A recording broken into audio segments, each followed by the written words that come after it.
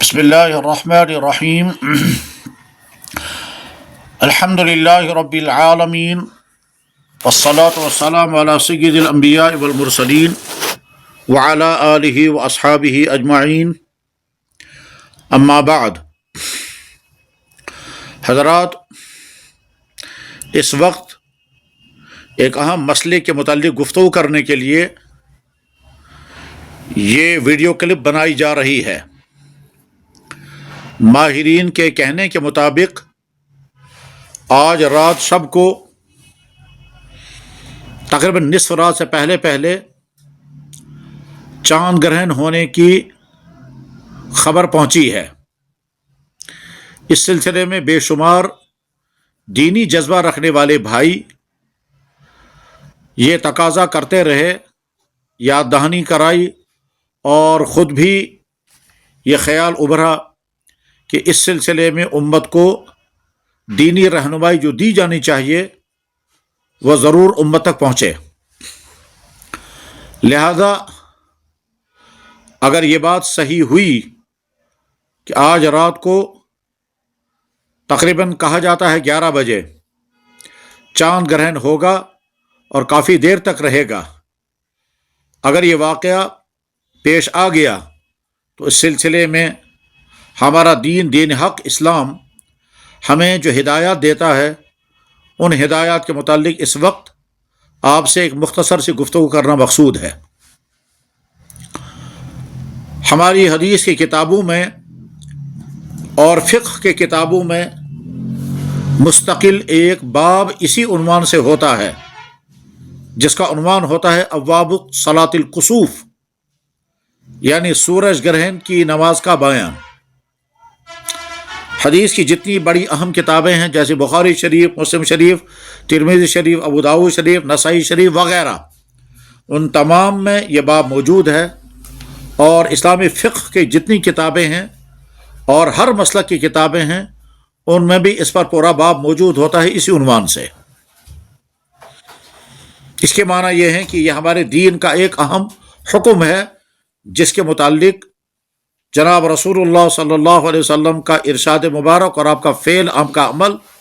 اور فقہاء کرام کی اس سلسلے میں تصریحات و تفصیلات بیان کی گئی ہیں۔ تو یہ دین کا حکم، دین کا عمل ہے، اسی لیے یہ ساری تفصیلات بیان ہوئی ہیں۔ سورج گرہن کو اسلام میں کسوف کہتے ہیں اور چاند گرہن کو عربی زبان میں خسوف کہتے ہیں، یعنی کاف سے اور خا سے۔ کاف سے کسوف کے معنی سورج گرہن اور خا سے خسوف کے معنی چاند گرہن، لیکن استعمال میں بس اتنا کہا جاتا ہے صلاۃ الکسوف، گرہن کی نماز، چاہے پھر وہ سورج گہنا جائے یا چاند گہنا جائے، دونوں نمازوں کے لیے ایک ہی لفظ عام طور پر استعمال ہوتا ہے۔ سورج گرہن اور چاند گرہن کے لیے نمازوں کا تذکرہ احادیث میں ہے۔ جناب رسول اکرم صلی اللہ علیہ وسلم کے مبارک زمانے میں سورج گرہن ہوا، اس کا تذکرہ احادیث میں موجود ہے۔ چنانچہ امام بخاری رحمہ اللہ تعالیٰ نے اس سلسلے میں جو احادیث نقل کی ہیں ان میں سے کچھ احادیث کا تذکرہ صرف راوی کے اعتبار سے کیا جاتا ہے کہ حضرت عبداللہ بن عمر، حضرت عائشہ، حضرت ابو بکرہ، حضرت ابی بن کعب، حضرت قبیصہ وغیرہ صحابہ کرام کی بیان کردہ روایات احادیث میں موجود ہیں۔ ان احادیث میں کچھ باتیں مشترکہ ہیں، مثلا یہ کہ جناب رسول اللہ صلی اللہ علیہ وسلم کے زمانے میں جب سورج گرہن ہوا اور آپ نے خطبہ ارشاد فرمایا، اس میں آپ نے اہم بات ارشاد فرمائی، ان الشمس والقمر آیتان من آیات اللہ لا ینکسفان لموت احدہما۔ یا ایک راوی کہتے ہیں کہ لما کسفت الشمس علی عہد رسول اللہ صلی اللہ علیہ وسلم نودی ان الصلاۃ جامعۃ۔ یا ایک دوسری حدیث میں حضرت عائشہ صدیقہ رضی اللہ تعالیٰ کہتی ہیں خسفت الشمس فی حیات النبی صلی اللہ علیہ وسلم فخرج النبی صلی اللہ علیہ وسلم فخرج النبی صلی اللہ علیہ وسلم الی المسجد قال فصف الناس ووراءه فکبر اسی طرح سے اور بھی متعدد احادیث ہیں، جن میں ایک حدیث مبارک میں کلمات مبارکہ اس طرح سے ہیں۔ حضرت عائشہ صدیقہ رضی اللہ تعالیٰ کہتی ہیں خسفت الشمس فی عہد رسول اللہ صلی اللہ علیہ وسلم فصلی رسول اللہ صلی اللہ علیہ وسلم بالناس، اور اسی میں آگے ارشاد فرمایا گیا فخطب الناس فحمد اللہ واثنى علیہ ثم قال ان الشمس والقمر آیتان من آیات اللہ لا ينخسفان لموت احد ولا لحیاته فاذا رأيتم ذلك فادعوا الله وكبروا وصلوا وتصدقوا ثم قال يا أمة محمد والله ما من أحد أغير من الله أن يزني عبده أو تزني أمته يا أمة محمد والله لو تعلمون ما أعلم لضحكتم قليلا ولبكيتم كثيرا۔ یہ متعدد احادیث ہیں، اس کے علاوہ بھی اور احادیث مبارکہ ہیں جن کا خلاصہ یہ ہے کہ سورج اور چاند اللہ کی دو نشانیاں ہیں، یہ کسی انسان کی موت پر ان کو کوئی گہن نہیں لگتا ہے۔ دراصل اسی دن جس دن سورج گرہن ہوا تھا، اسی دن اللہ کے نبی علیہ الصلوۃ والسلام کے آخری صاحبزادے حضرت ابراہیم کی وفات کا سانحہ پیش آیا تھا۔ اس پر بہت سارے لوگوں کا خیال یہ ہوا کہ چونکہ عظیم الشان شخصیت یعنی صاحبزادہ نبوی اس دنیا سے وصال فرما گئے ہیں، اس کے غم میں سورج کو گرہن لگ گیا ہے۔ اس پر اللہ کے نبی علیہ السلام نے فرمایا کہ سورج و چاند اللہ کی نشانیاں ہیں، کسی انسان کے مرنے پر ایسا نہیں ہے کہ ان کو گرہن لگ جائے۔ آپ نے یہ غلط فہمی دور کر دی، اور اس سلسلے میں جو صحیح موقف امت کو اپنانا چاہیے اس موقف کی وضاحت فرما دی، اور ساتھ میں فرمایا کہ جب سورج گرہن یا چاند گرہن ہو جائے تو فوراً مسجد کی طرف دوڑو، نماز ادا کرو، صدقہ دو وغیرہ وغیرہ۔ لہذا ان احادیث مبارکہ کی بنیاد پر اب حکم یہ ہے کہ اگر چاند گرہن ہوتا ہے تو نمازیں ادا کی جائیں، نماز جماعت کے ساتھ پڑھی جائے یا انفرادی طور پر پڑھی جائے۔ بعض فقہاء کرام کی رائے یہ ہے کہ جیسے سورج گرہن کی نماز جماعت کے ساتھ پڑھی جاتی ہے، چاند گرہن کی نماز بھی اسی طرح سے جماعت کے ساتھ پڑھی جائے۔ اور بعض فقہاء کرام کی رائے یہ ہے کہ سورج گرہن کی نماز دن میں ہوتی ہے، وہ جماعت کے ساتھ پڑھی جائے، جیسا جناب رسول اکرم صلی اللہ علیہ وسلم کا مبارک ارشاد تھا اور عمل تھا۔ اور چاند گرہن چونکہ رات میں ہوتا ہے، اس لیے چاند گرہن کی نماز انفرادی طور پر پڑھی جائے۔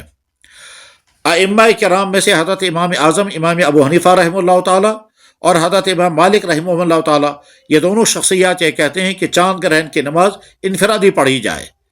اور حضرت امام شافعی رحمہ اللہ تعالیٰ اور حضرت امام احمد بن حنبل رحمہ اللہ تعالیٰ، ان دونوں شخصیات کی رائے یہ ہے کہ چاند گرہن کی نماز بھی جماعت کے ساتھ پڑھی جا سکتی ہے۔ دو بڑے اماموں کی رائے یہ ہے کہ چاند گرہن کی نماز انفرادی پڑھی جائے، اور امام بخاری رحمہ اللہ تعالیٰ کی خود کی رائے بھی وہی ہے کہ چاند گرہن کی نماز اکیلے ہونی چاہیے، کیونکہ اللہ کے نبی علیہ الصلوۃ والسلام سے اس سلسلے میں جماعت ثابت نہیں ہے۔ بہرحال اگر چاند گرہن کی نماز بھی جماعت کے ساتھ پڑھی جائے تو گناہ نہیں ہوگا۔ یعنی نقطہ یہ ہے کہ چاند گرہن کی نماز ہے یا نہیں؟ جواب یقیناً نماز ہے۔ اب وہ جماعت کے ساتھ پڑھنا مسنون ہے یا نہیں؟ دو اماموں کا کہنا ہے کہ جماعت کے ساتھ پڑھنا مسنون ہے، اور دو اماموں کا کہنا ہے کہ جماعت کے ساتھ پڑھنا مسنون نہیں ہے۔ جو حضرات جماعت کے ساتھ مسنون نہیں مانتے ہیں، ان کی رائے بھی یہی کہ اگر جماعت کے ساتھ یہ نماز پڑھی جائے تو پڑھی جا سکتی ہے۔ چنانچہ مجھے بندے کو یاد ہے کہ ایک مرتبہ مدینہ منورہ میں چاند گرہن کا واقعہ پیش آیا تھا، اور ہم نے وہاں جماعت کے ساتھ مسجد نبوی میں نماز ادا کی ہے۔ اس نماز میں شریک ہونے کی سعادت نصیب ہوئی۔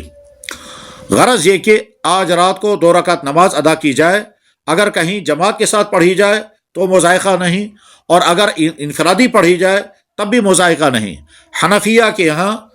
راجح اور اولا یہ ہے کہ یہ 2 رکعت نماز جو ہیں وہ انفرادی طور پر پڑھی جائے، جماعت کے ساتھ نہ پڑھی جائے۔ لیکن اگر کہیں جماعت کی گئی تو یہ نہیں کہا جائے کہ انہوں نے کوئی گناہ کا کام کیا، کوئی مکروہ کام کیا، کوئی ناجائز کام کیا۔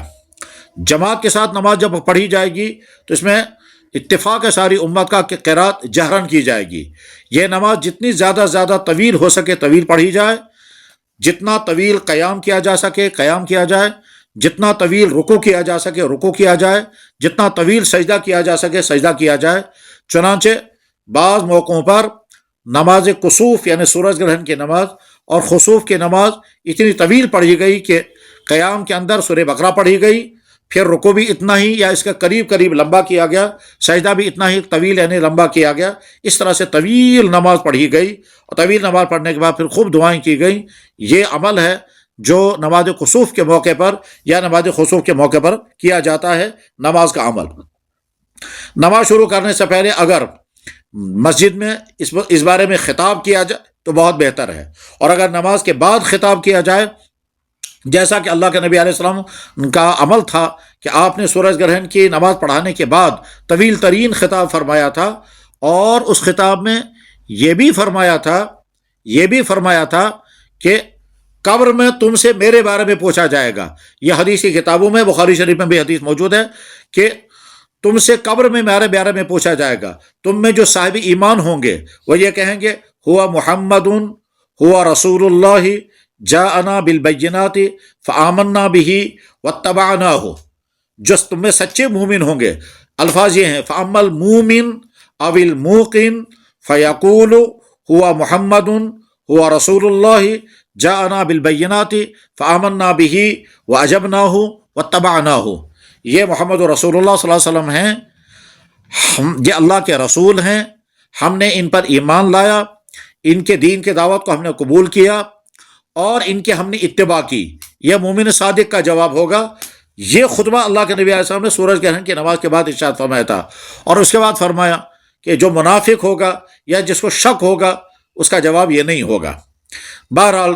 آج رات کو اگر چاند گرہن کا واقعہ پیش آتا ہے تو نماز 2 رکعت ادا کی جائے اور صدقہ اور خیرات بھی کیا جائے۔ یہ جماعت اگر کہیں مسجد میں جماعت کے ساتھ پڑھی جائے اس میں بھی مذائقہ نہیں، اور اولا اور افضل یہ ہے کہ اکیلے یہ نماز پڑھی جائے، اور اتنی دیر تک اگر نماز میں کھڑے رہیں جتنی دیر تک چاند گرہن برقرار رہے گا تو بہت مناسب، بہت بہتر ہے۔ لیکن اگر کوئی شخص ضعف کی وجہ سے، بڑھاپے کی وجہ سے، کمزوری کی وجہ سے اتنی دیر تک کھڑا نہ رہ سکے، کوئی مذائقہ نہیں ہے، مختصر نماز پڑھ کر پھر اس کے بعد دعاؤں میں مشغول رہیں جتنی دیر میں دعائیں کی جا سکتی ہوں۔ اس سلسلے میں دوسرا اہم ترین مسئلہ جو بیان کرنا ہے وہ یہ ہے کہ ہمارے اس خطے کے اندر ایک غلط فہمی پھیلی ہوئی ہے کہ جب سورج گرہن ہو جائے یا چاند گرہن ہو جائے تو اس وقت خواتین خاص طور پر وہ خواتین کہ جو حالت حمل میں ہوتی ہیں، جو پریگننسی میں ہوتی ہیں، وہ خواتین گھروں سے باہر نہ نکلیں۔ بعض لوگ کہتے ہیں کہ وہ اپنے ہاتھ میں چھری نہ لیں، بعض لوگ کہتے ہیں کہ وہ کوئی چیز کاٹنے کا کام نہ کریں، بعض کہتے ہیں کہ وہ سوئیں گی بھی نہیں، لیٹیں گی بھی نہیں، اور فلاں کام نہیں کریں گی، اور ساتھ میں یہ بھی کہا جاتا ہے کہ اس کا اثر ان کے بچوں پر پڑے گا، اور اس کے بعد خدا نخواستہ اسی طرح سے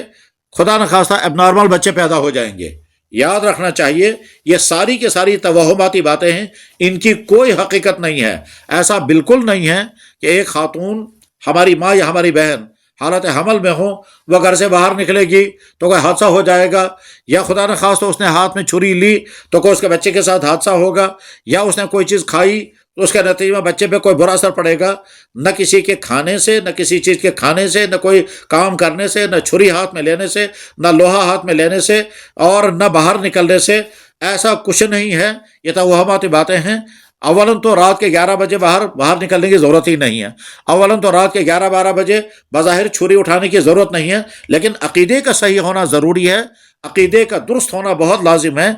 توہماتی باتیں عقیدے کی بنیاد پر اپنائی جائیں، امت کی عقائد کی بھی اصلاح ہو جانی چاہیے۔ لہذا جو بھائی اس بات کو سن رہے ہوں وہ خود بھی اپنے ذہن میں یہ بات بٹھا لیں، اور اپنی خواتین کو بھی یہ بات سمجھائیں کہ یہ جو کہا جاتا ہے سورج گرہن، چاند گرہن کے موقع پر یہ سارے کام نہ کیے جائیں، یہ ساری توہماتی باتیں ہیں، ان کی کوئی حقیقت نہیں، ان پر ہرگز اعتماد نہیں کرنا چاہیے، اور ان کو بیان بھی نہیں کرنا چاہیے، اور اگر کوئی بیان کر رہا ہے تو نفی کے ساتھ بیان کرنا چاہیے۔ بعض لوگ نادانی میں، غلط فہمی میں کہتے ہیں کہ صاحب آج یہ ہونے والا ہے، لہذا خواتین کو ڈھونڈ کر کہتے ہیں جہاں جس گھر میں بھی کوئی خاتون ہوگی وہ ہرگز نہ باہر نکلے، نہ چھری ہاتھ میں اٹھائے، نہ فلاں کام کرے، نہ فلاں کام کرے۔ یہ تمام باتیں بیان کرنے کی بھی نہیں ہیں، اور اگر کہیں غلط فہمی ہو تو غلط فہمی کو دور بھی کرنا ہے۔ اللہ تعالیٰ شانہ اس گفتگو کو علمی طور پر بھی اور عملی طور پر بھی سننے والے بھائیوں کے لیے اور پورے خطے کے مسلمانوں کے لیے نفع کا ذریعہ بنائے۔ وآخر دعوانا الحمدللہ رب العالمین۔